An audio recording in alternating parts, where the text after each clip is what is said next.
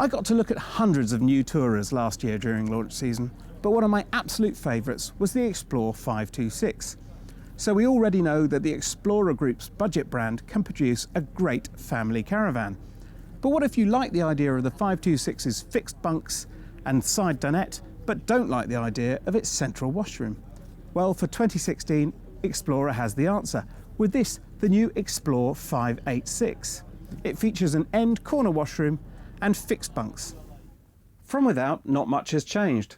There are some fresh new graphics, and it's still a really good looking van with some particularly nice detailing. Plus, it comes with the reassurance of the Eldis solid construction method, which comes with a 10-year anti-water ingress warranty. I must say I was sceptical of whether Explorer could pull off a van as good as the 526 again, but if anything, this 586 is even better. It feels much bigger inside for a start, and that's helped by the fact that there's no central washroom dominating the middle of the space.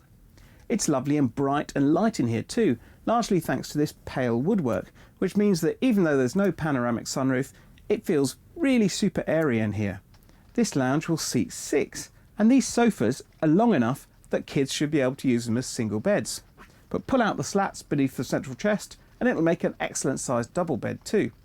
One of my favourite features is just on the other side there, storage for the table. It means you don't have to wander through the van to go and find it in the bathroom. Excellent. It's in the middle of the van that its family friendly credentials really start to show. Generally, when you've got a large forward lounge and fixed bunks to the rear, the kitchen space is really squeezed, but actually it's not too bad. We've got a decent amount of preparation space, particularly if you keep the lids closed on the 3-burner hob and the sink. There are also a couple of sockets here, which is a fantastically generous provision in a budget van. It means you've got plenty of space for your kettle, your toaster and other paraphernalia. There are these whitewashed cabinets which contrast nicely with the cabinet work in the rest of the van. And check out these drawers. They've got proper positive catches and quality construction. There's a combined oven and grill and a good sized fridge. And on this side of the van, a really generous dinette area. Plenty big enough for the kids to use as a play space during the day. At night, the table drops down to form one bunk and another bunk folds out above it. And in this wardrobe here, you'll find a curtain to give the kids some privacy. And even a memory foam blanket instead of the usual build-it-yourself job.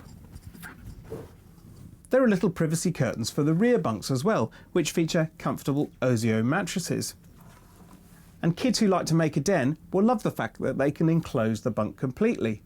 They get their own little reading light. However, kids who get a bit claustrophobic might not like having their head jammed down at the end alongside this rear washroom. As for the washroom itself, it feels remarkably spacious. There's not one but 2 bathroom cabinets, and there should be plenty of room for a family to use the shower and the loo and the sink all at once. As for the shower itself, it's the same circular unit used in some of the Explorer Group's more prestigious models, and should make the most of the new rapid heat whale heating system. So it feels well built, it's attractively finished, and it's remarkably spacious inside. So surely there's an elephant in the room in terms of price and weight. Well, not really. The MTPLM of this van is 1,350 kilos, which means it can be pulled by most normal family cars. And the price is £15,399, which, on the face of it, seems pretty good value to me.